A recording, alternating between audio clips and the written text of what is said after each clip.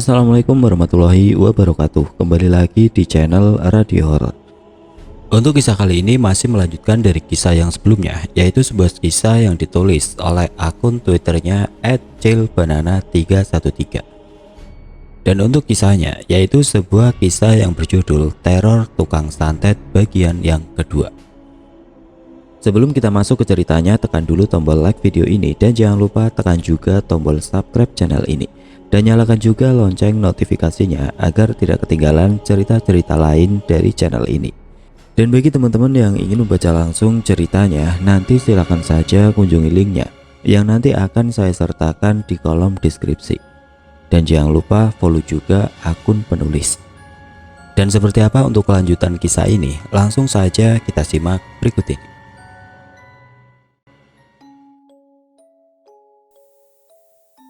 Ini bukan dongeng, tapi sebuah kisah teror kelam yang pernah terjadi di sebuah desa.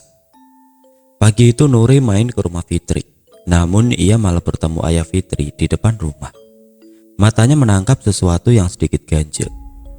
Pak Madi sedang memegang seekor ayam jago bersama anak laki-lakinya.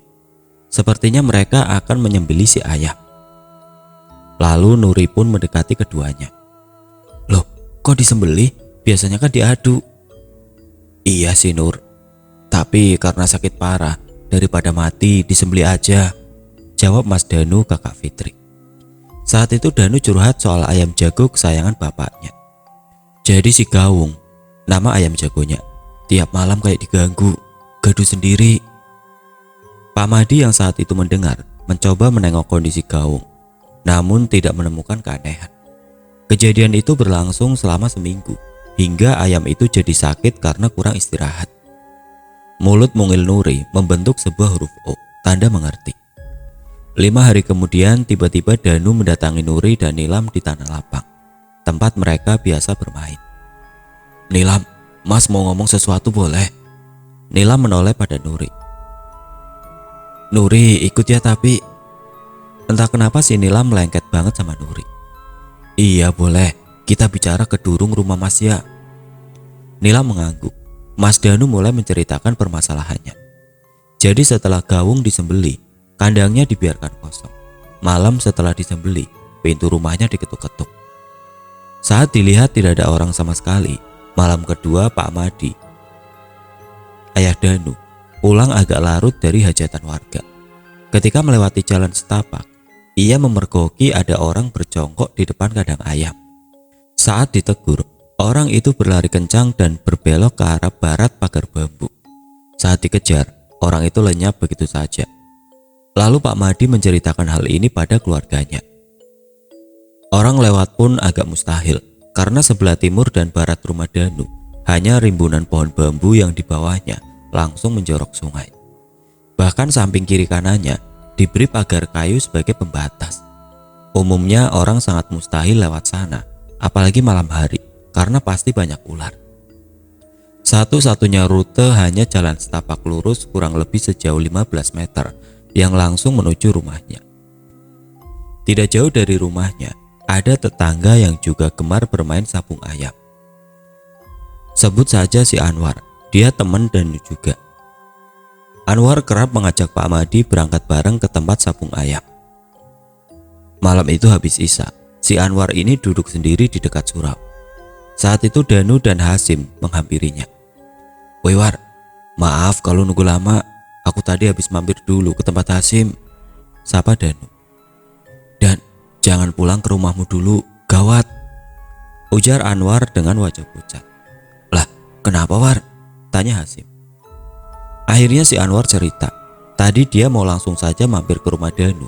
Saat tiba di lokasi, ada orang jongkok di depan kandang kosong Gawung. Anwar mencoba menyapa orang itu. Orang itu berdiri menghadap Anwar. Anwar pun mengarahkan lampu minyaknya sebagai penerangan. Dan ternyata mata orang itu cekung dan gelap, alias tidak punya bola mata. Tampak rahang bawahnya bergelantungan. Si Anwar tercekat, mau lari pun sudah tidak bisa. Lantas sosok itu mengangkat tangan kirinya dan menunjukkan jari tangan yang sebagian dagingnya sudah menghilang.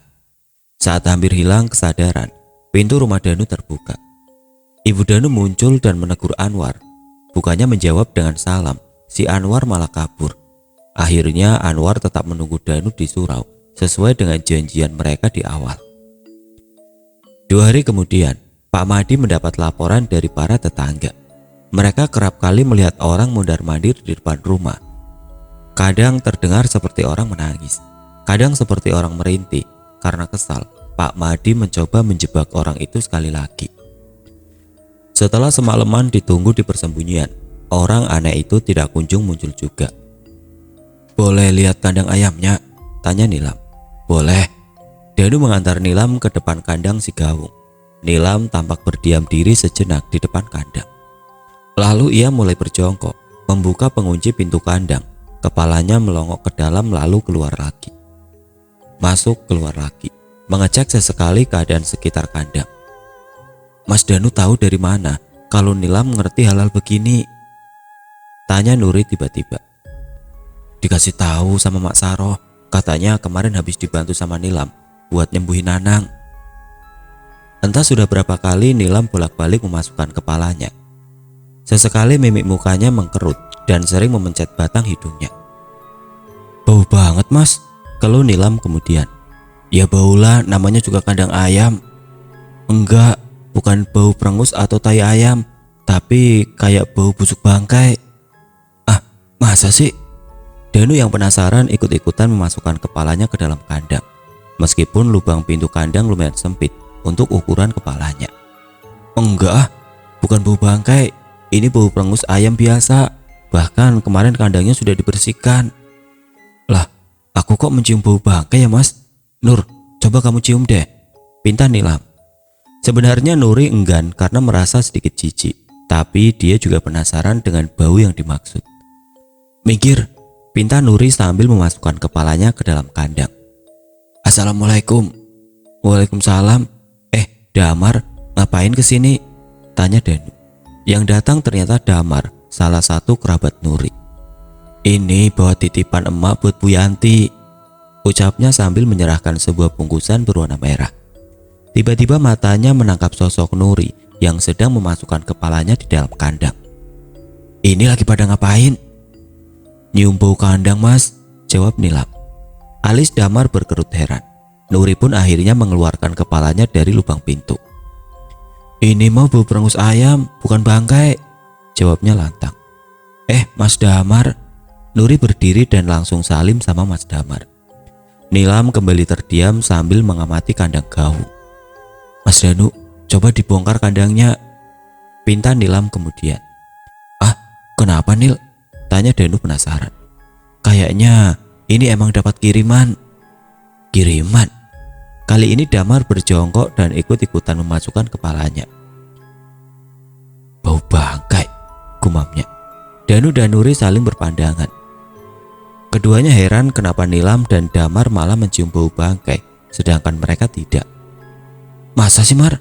Danu kembali memastikan. Damar mengangguk. "Benar kata Nilam, coba kamu bongkar kandang si Gawung. Ini bukan bau bangkai biasa."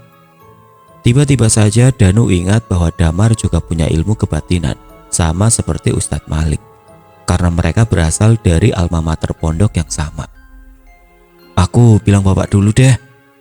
Tidak lama kemudian Pak Madi keluar dari rumah dengan raut wajah serius. Akhirnya kandang si Gawung dibongkar, dibantu Damar juga. Ketika serpihan batang-batang kayu kandang akan dipindahkan, tiba-tiba ada sebuah bungkusan berwarna coklat jatuh di antaranya. Saat dibuka ternyata isinya jari kelingking manusia. Kebetulan Danu yang membuka bungkusan langsung melemparkannya karena kaget. Mereka semua bergidik ngeri melihat jari kelingking putus itu yang entah milik siapa. Kemudian dengan berani Damar mengambil kembali jari yang terputus menggunakan bungkus coklat yang tadi. "Terus ini jari harus diapain Mar?" tanya Danu panik. Dia masih keter setelah tragedi menyentuh jari kelingking yang terputus tadi. "Coba ambil mangkok, terus isi dengan air garam, sekalian kain berwarna gelap kalau ada." Danu mengangguk dan bergegas melakukan apa yang dikatakan Damar. "Pak Madi, boleh nanya, apa bapak sempat ada masalah dengan orang-orang di sabung ayam sebelumnya?" tanya Nilam kemudian. Tiba-tiba ia ingat cerita Danu tentang keanehan si Gawung sebelum disembelih. Pak Madi tampak berpikir dan teringat sesuatu. Mbah Darso pernah nawar si Gawung. Suara peraduan ayam jago terdengar riuh disertai sorak-sorai para penontonnya. Seekor ayam jago berwarna hitam legam dengan rawis lehernya yang merah kemasan tampak unggul mendominasi pertarungan. Yakin aku Gawung bakalan menang lagi. Tapi Blau jarang kalah. Blau, ayam berwarna wiring putih itu, tampak bertahan meskipun Gawung menyerangnya secara bertubi-tubi. Hingga akhirnya Blau menyerah dan berlari keluar arena. Kemudian Mbah Darso segera menangkap ayamnya yang keluar arena. Terdengar sorakan meriah dari warga yang menonton sabung ayam tersebut. Pak Madi mengangkat Gawung tinggi-tinggi atas kebanggaan kemenangannya. Gawung memang hebat. Sudah 2 kali dia mengalahkan Blauku ini, ucap Mbah Darso yang menggendong ayamnya ketika menghampiri Pak Madi. Terima kasih Mbah, Blau juga hebat. Gawung tadi sempat kewalahan loh, jawab Pak Madi menyembunyikan kegugupannya. Madi, aku mau mengajukan penawaran. Penawaran apa ya Mbah? Gawungmu mau saya beli dengan harga tinggi. Pak Madi terkesiap. Maaf Mbah, Gawung tidak saya jual. Kenapa? Harganya kurang bagus. Saya naikkan lagi harganya, jadi makin tinggi. Waktu itu Mbah Darso tampak ngotot ingin membeli Gawung. Namun Pak Madi masih bersikeras tidak ingin menjual Gawung kesayangannya meskipun dengan harga yang menggiurkan. Karena baginya Gawung bukan hanya sekedar ayam adu. Mbah Darso tampak kesal dengan sikap keras kepala Pak Madi. Ya sudah, toh sampai kapan ayammu bisa terus menang, cuy? Akhirnya Mbah Darso meninggalkan Pak Madi dengan perasaan tidak nyaman. Tiba-tiba tubuh Pak Madi bergetar mengingat peristiwa itu. Siapa yang tidak kenal Mbah Darso? Pasalnya siapapun yang berurusan tidak enak dengan Mbah Darso dan keluarganya biasanya akan mengalami hal-hal yang tidak wajar.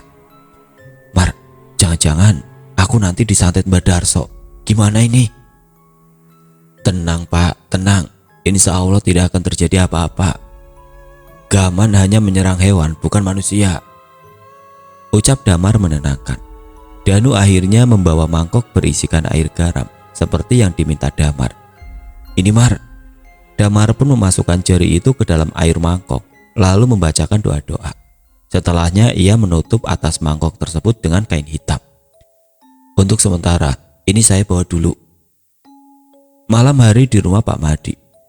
Aus sekali. Ditengoknya Bu Yanti masih terlelap. Akhirnya Pak Madi berdiri, membetulkan sarung dan mulai berjalan ke arah dapur. Saat akan menuangkan air ceret di gelas, Pak Madi mendengar suara bruk di belakangnya. Pak Madi menoleh. Samar-samar ia melihat sekumpulan asap hitam yang berbau busuk terbakar keluar dari samping lemari.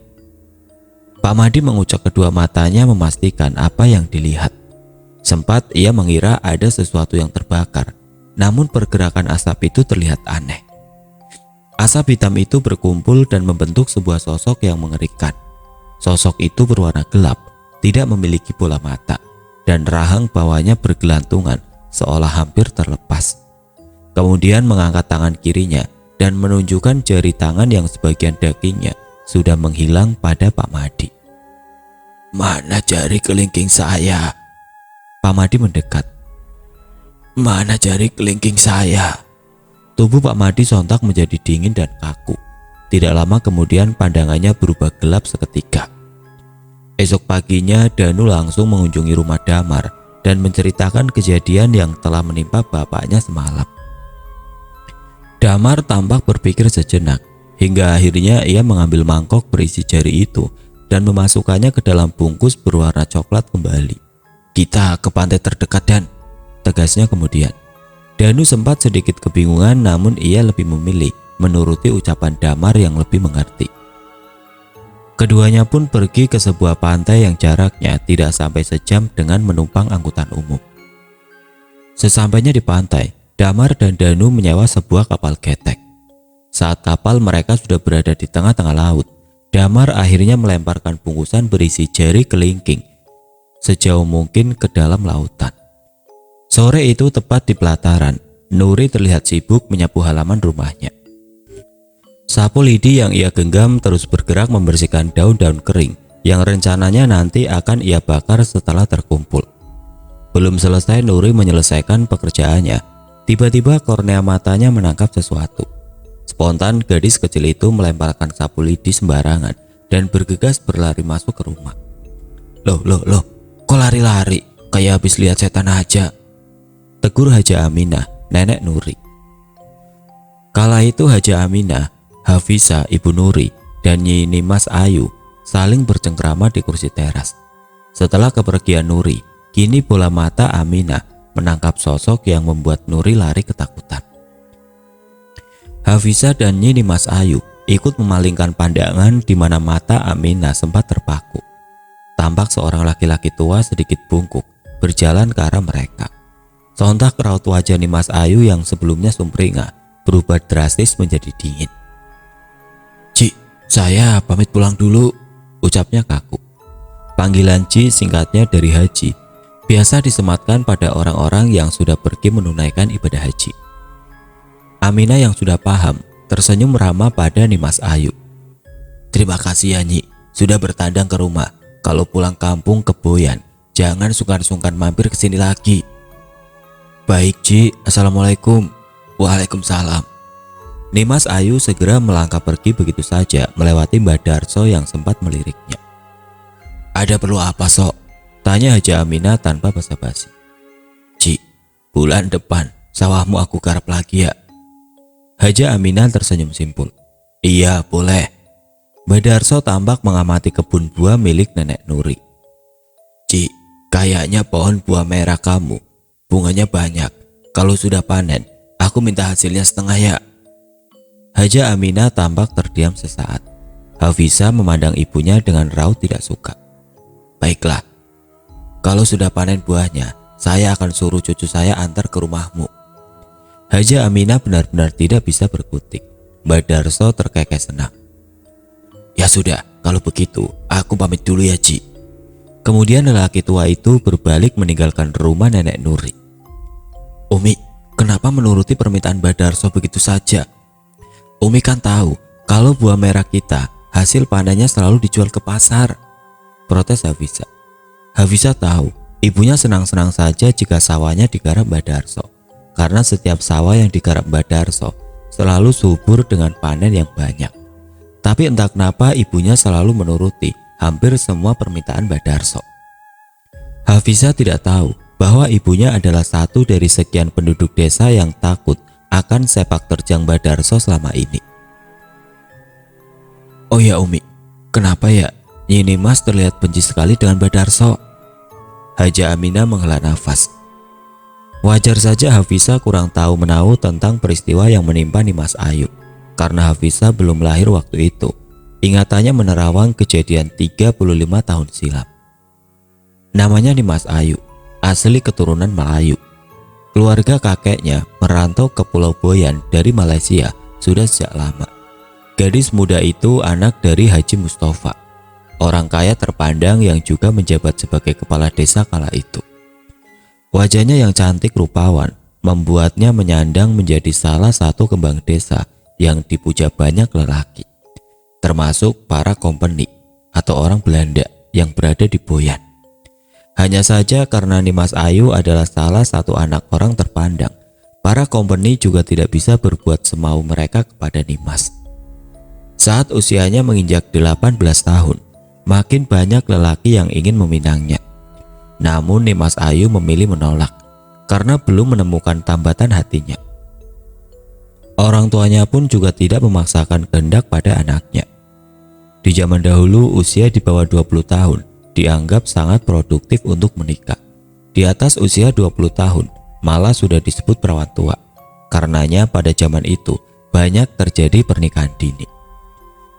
Hingga suatu hari desa mereka kedatangan pendatang baru, sepasang suami istri beserta 3 orang anaknya. Mereka berasal dari Jawa Timur. Suaminya bernama Darso, 30 tahun, sedang istrinya bernama Rati, 25 tahun. Untuk menunjukkan tata krama sebagai pendatang baru, mereka pun mengunjungi rumah kepala desa.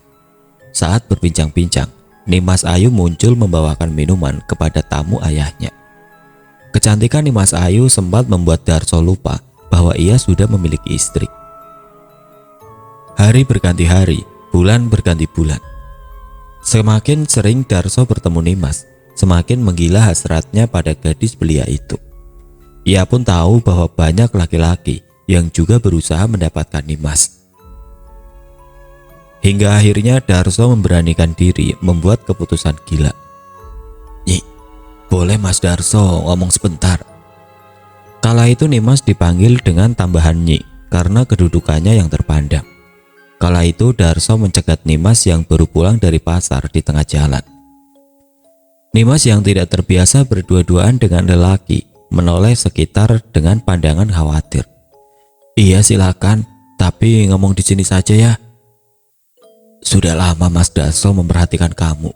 Kamu cantik dan baik. Kamulah wanita yang selama ini Mas cari." "Maksudnya apa ya?" tanya Nimas tidak suka. "Saya mencintai kamu, Nyi. Saya berniat melamar dan menikahimu," ucap Darso penuh percaya diri.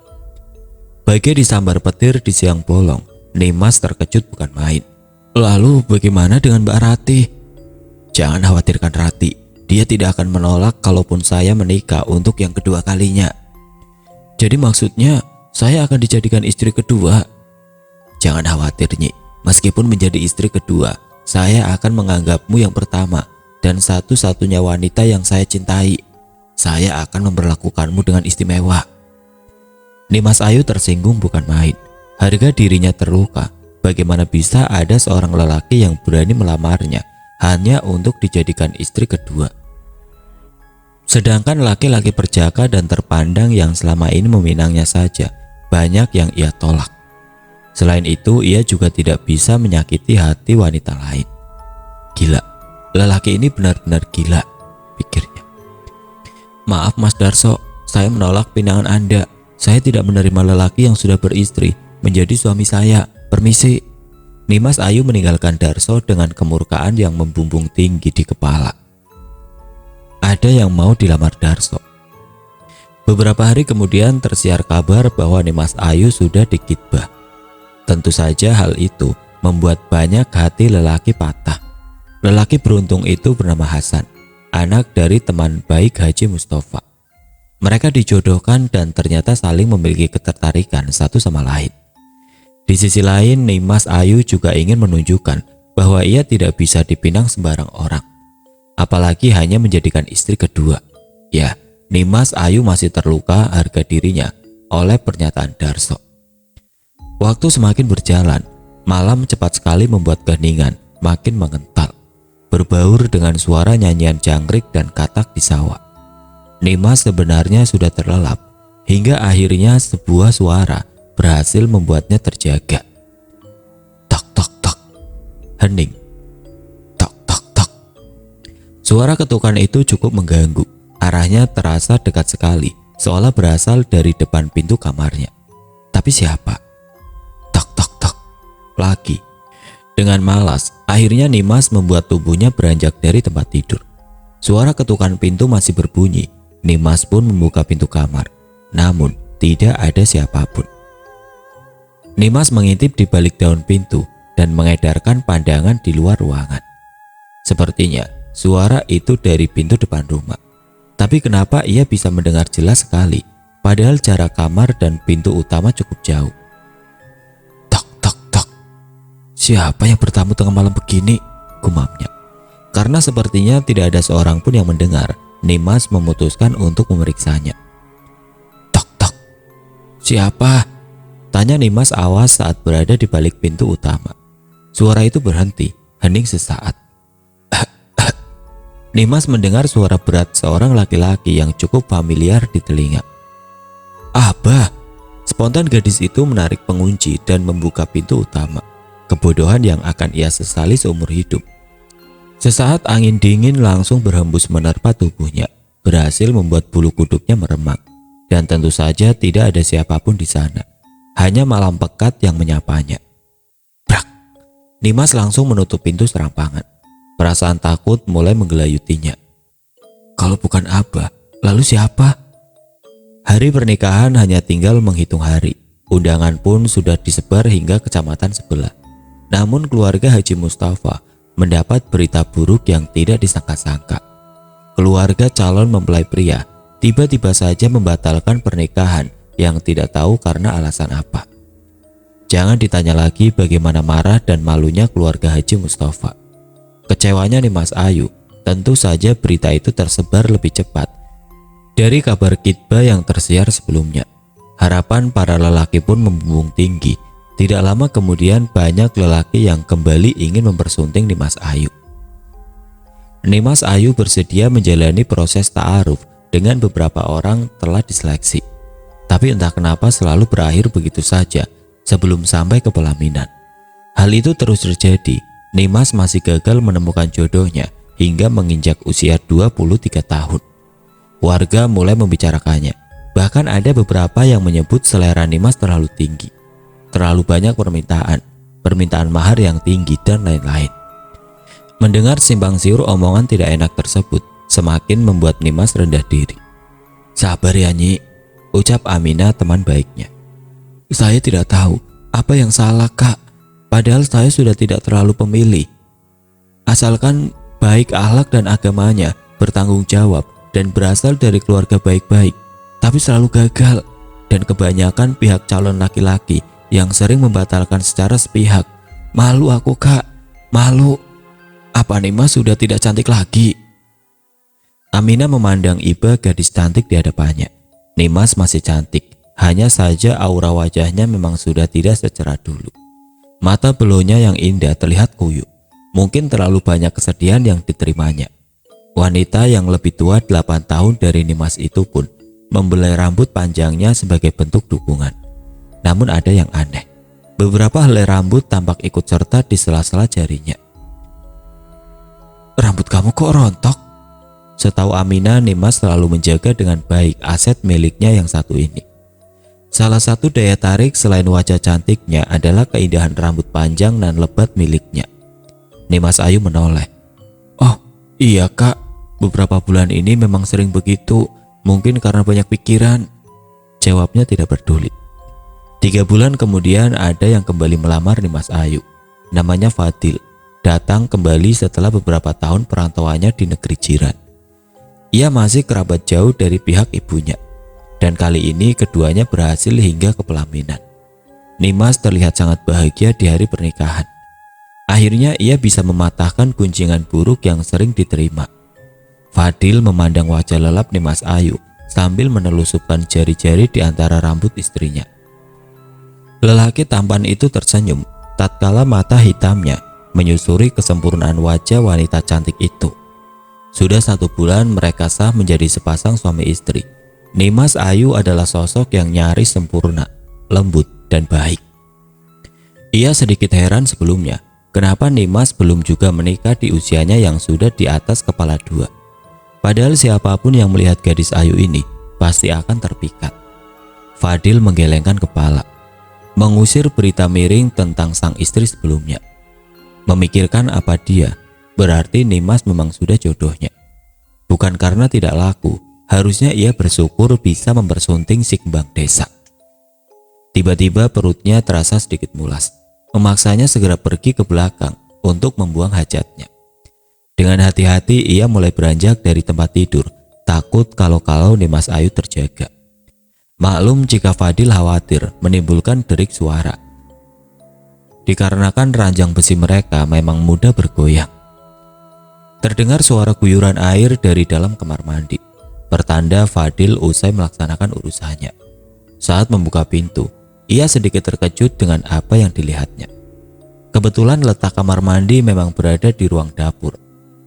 Tampak seorang wanita dengan gaun tidurnya duduk di atas meja makan dengan kepala tertunduk sambil menggoyang-goyangkan kaki secara bergantian. "Nimas Ayu," gumamnya meyakinkan. Ia yakin itu istrinya meski ruang dapur bercahayakan temaram. Sedikit ragu-ragu Fadil mulai mendekati sosok itu. Nimas Ayu terdengar bersenandung lirih seolah tidak menyadari kehadiran Fadil. "Dek, kok bangun?" Nimas Ayu terdiam dan berhenti menggoyangkan kaki.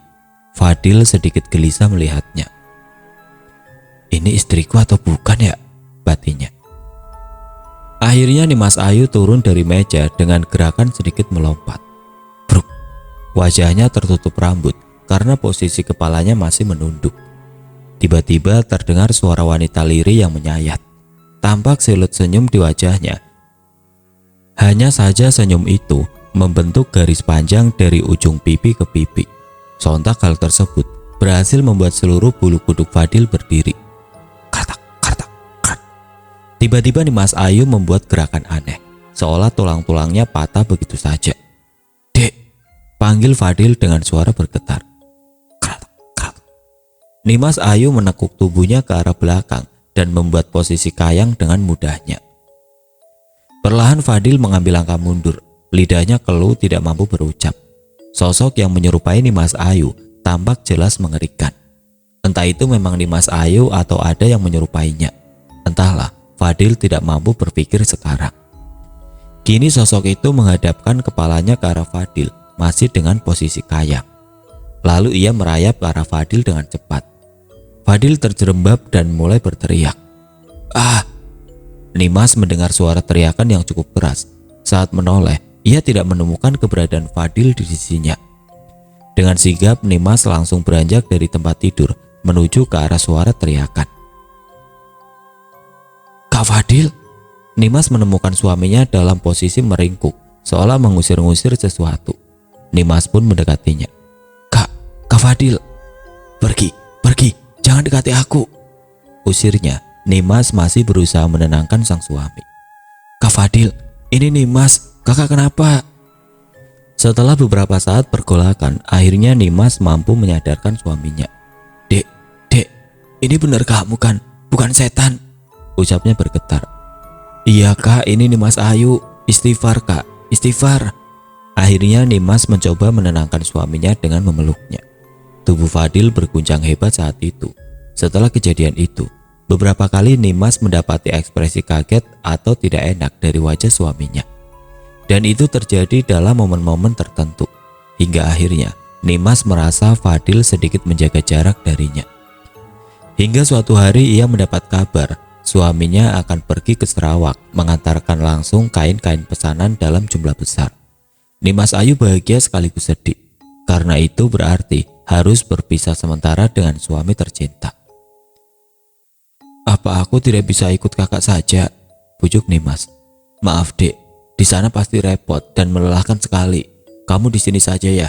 Nanti kakak pasti akan sering berkirim kabar melalui surat. Nimas terlihat sedih. Namun bagaimanapun ia harus mengerti posisi suaminya. 1 bulan setelah kepergian Fadil, Nimas tidak menerima surat apapun. Akhirnya ia memutuskan untuk mengirim surat terlebih dahulu pada suaminya.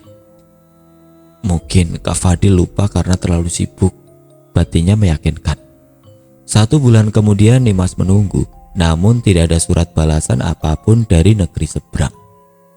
Apakah suratnya tidak sampai? Namun Nimas yakin, ia sudah menuliskan alamat surat dengan benar. Hari berganti hari, bulan berganti bulan. Surat-surat yang Nimas Ayu kirimkan tidak kunjung berbalas. Hal itu sangat membuatnya cemas. Belum lagi ia harus menghadapi pertanyaan-pertanyaan dari keluarganya tentang keberadaan Fadil.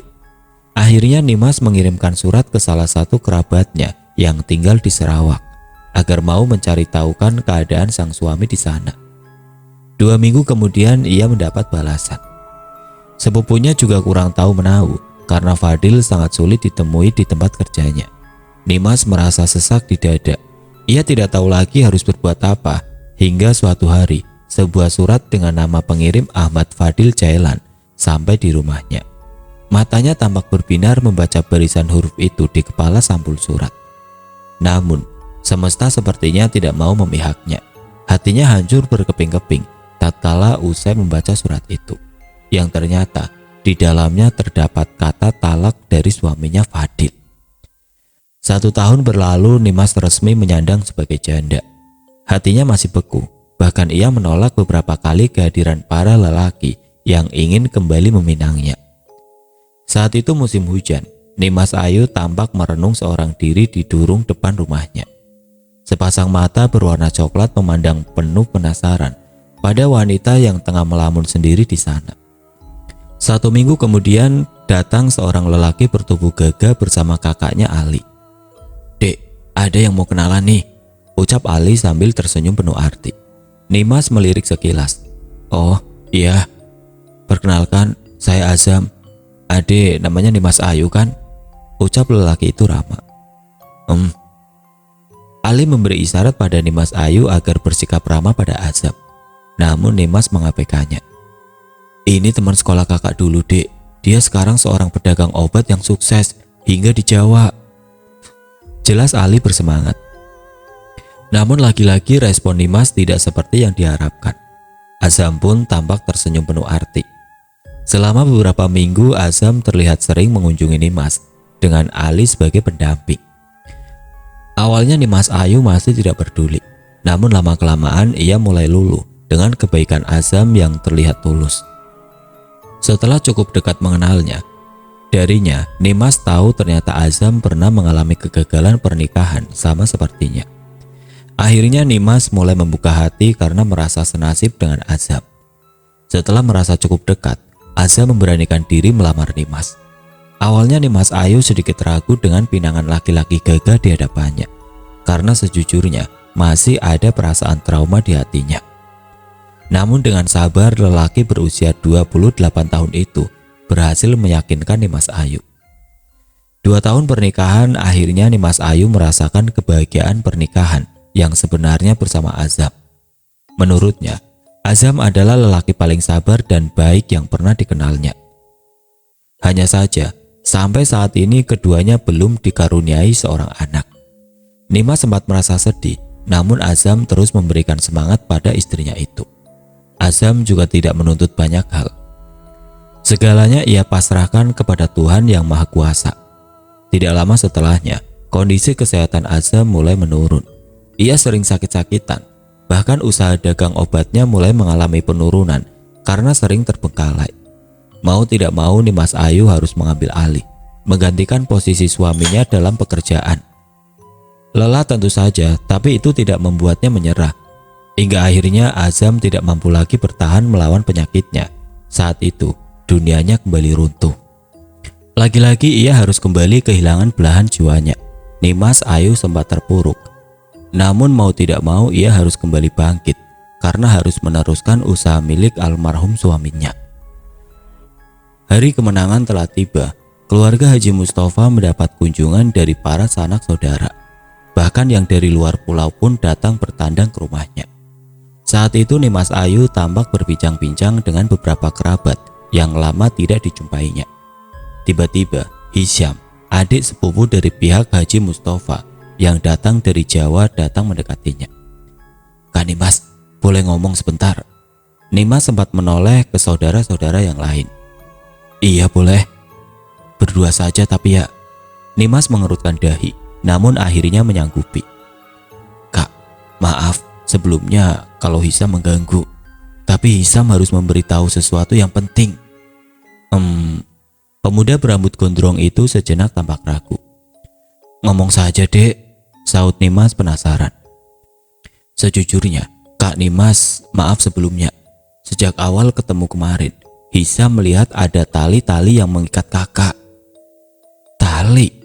Nimas Ayu spontan memeriksa seluruh tubuhnya yang memang terlihat tidak ada apa-apa.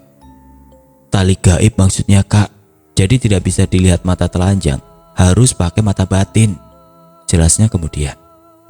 Tiba-tiba terselip rasa khawatir yang menggelayuti hati atas perkataan Hisam. Memang apa pengaruhnya kalau ada tali gaib yang mengikat kita?" Hisam mengambil nafas sejenak. "Sulit jodoh kak." Nimas tersentak. Awalnya ia hampir tidak mempercayai ucapan sepupunya, namun ingatannya kembali menjelajah atas peristiwa-peristiwa yang telah ia alami beberapa tahun belakangan. Setelah Hisam memberitahukan fakta yang cukup mengejutkan itu, Nimas Ayu segera berunding dengan keluarga besarnya. Tidak percaya, tentu itu respon awal mereka. Namun mengingat masalah bertubi-tubi yang telah menimpa Nimas, mau tidak mau mereka mulai membuka mata.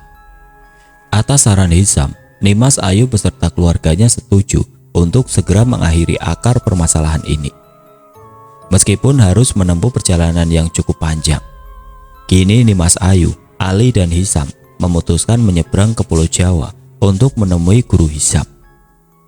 Hisam yakin beliau adalah satu-satunya orang yang mungkin bisa membantu menolong Nimas Ayu untuk melepas tali-tali gaib tersebut. Dibutuhkan waktu sehari semalam untuk menyeberang ke sana dengan kapal besar.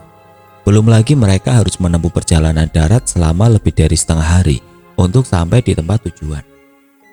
Ketiga orang itu akhirnya sampai di sebuah desa di salah satu wilayah timur Pulau Jawa. Desa itu juga tampak asri, tidak jauh beda dengan topografi wilayah di Pulau Boyan. Hisam menghentikan sebuah delman di tengah keramaian pasar. Tampak seorang lelaki parubaya berpakaian adat Jawa sudah berdiri di sana, seolah-olah memang sudah menunggu kedatangan Nimas Ayu. Hisam langsung mencium punggung tangan gurunya sebagai tanda penghormatan. Kesan pertama yang Nimas rasakan saat melihat guru Hisam adalah segan. Ki Agus Bisri tampak tersenyum ramah dan mempersilahkan tamu-tamunya masuk ke rumahnya. Kini di hadapan mereka bertiga tersaji 3 cangkir kopi hitam. "Silahkan diminum," sila Ki Agus Bisri. Nimas tampak ragu karena dia bukan penikmat kopi. Namun Hisam memberi isyarat agar Nimas Ayu segera meminumnya. Demi menghormati sang tuan rumah, akhirnya Nimas mulai mengangkat cangkir tersebut dari tempatnya. "Mungkin sedikit saja tidak apa," batinnya. Bau pertama yang ia cium dari pekatnya aroma kopi itu adalah jinten dan bunga melati. Nimas makin ragu untuk meminumnya, namun akhirnya tetap ia paksakan. Satu sesap ternyata rasanya di luar dugaan, terasa enak sekali di indera perasaannya. Tanpa sadar, Nimas Ayu malah menghabiskan 1 cangkir. Padahal asapnya masih mengepul. Kemudian ia menoleh dan sedikit terkejut saat mendapati kopi milik kedua saudaranya hanya berkurang sedikit. Ki Agus Bisri tampak tersenyum penuh arti. Akhirnya Ali mengungkap maksud dan tujuan kedatangan mereka pada pria parubaya itu. "Kamu tahu, Nduk, kenapa hanya kamu yang bisa menghabiskan kopi hitam ini?" Nimas Ayu menggeleng tidak mengerti. Apa yang salah dari kopi ini? Bukankah karena kopi ini memang terasa enak? "Itu karena ada sesuatu yang ikut mendiami tubuhmu. Dia yang sebenarnya menikmati kopi ini, bukan kamu. Orang biasa tidak akan mampu mengecap, bahkan menelan kopi hitam ini." Nimas Ayu terlihat gelisah. "Apa benar sesuatu itu yang sudah menyebabkan saya mengalami kesulitan jodoh seperti kata Hisam?" "Itu benar.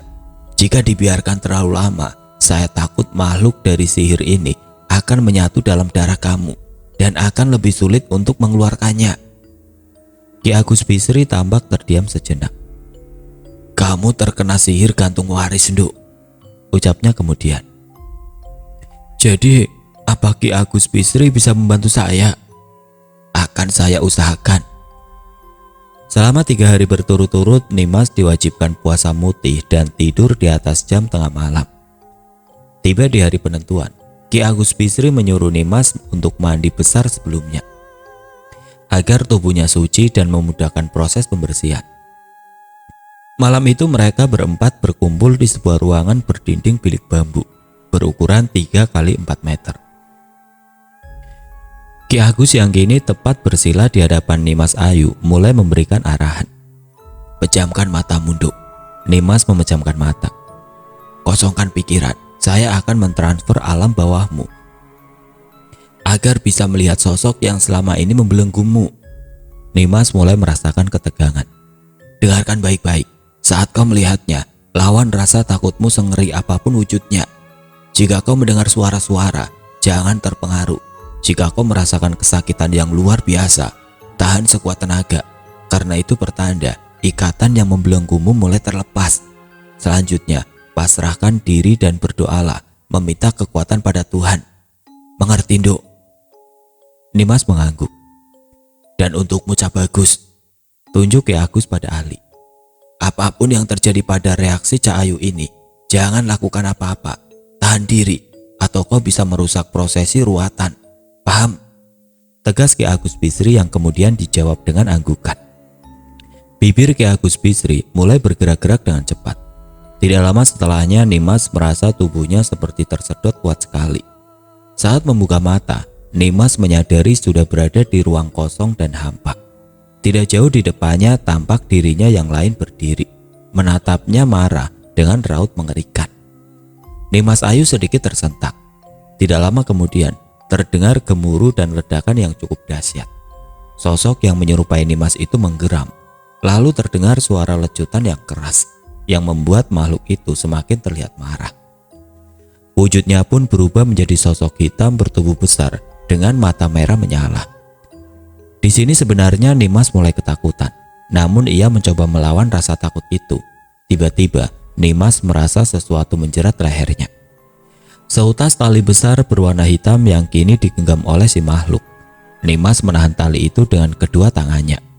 Entah dari mana tali-tali yang lain mulai menyusuri tubuh Nimas dan ikut menjeratnya. Hal itu makin membuatnya makin sulit bergerak. Makhluk itu meraung keras seolah ada yang menyakitinya dan semakin mengencangkan jeratan tali yang mengikat tubuh Nimas. Nimas masih bertahan. Setelah pergulatan panjang yang cukup lama, Nimas merasa suhu tubuhnya berubah menjadi lebih panas. Ternyata tali-tali itu terasa panas dan semakin panas. Hingga kulit Nimas seolah-olah terbakar. Si makhluk meraung kesakitan. Begitu pula Nimas, seolah mereka memang berbagi rasa sakit. Di saat yang sama, sekelebat bayangan mulai terlihat. Di sana ia melihat sosok lelaki dewasa yang cukup familiar, menanam sesuatu di sekitar rumahnya. Bayangan itu pun berganti menjadi gambaran ketika dirinya membuka pintu pada malam hari, yang ternyata mengundang makhluk itu merasuk ke dalam dirinya. Itu adalah awal mula. Hingga ia melihat mantan suaminya Fadil yang terlihat ketakutan saat menatapnya beberapa kali. Nimas melihat wujud dirinya yang lain, namun dengan wajah mengerikan. Hingga akhirnya ia melihat almarhum suami yang sangat ia cintai, menderita karena makhluk ini menyiksanya dari dalam. Nimas menangis dan berteriak dalam rasa sakit yang luar biasa. Lagi-lagi terdengar suara ledakan yang lebih dahsyat. Seketika pandangan Nimas Ayu berubah menjadi gelap.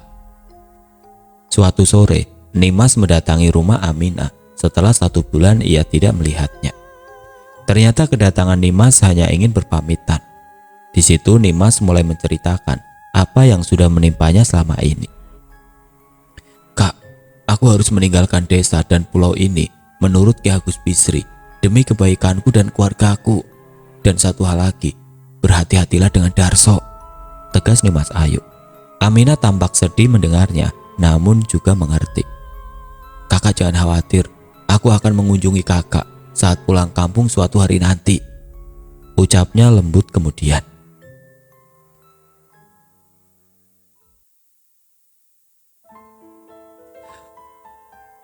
Oke teman-teman, sampai di sini dulu ceritanya. Nantikan kelanjutan kisah ini di video berikutnya.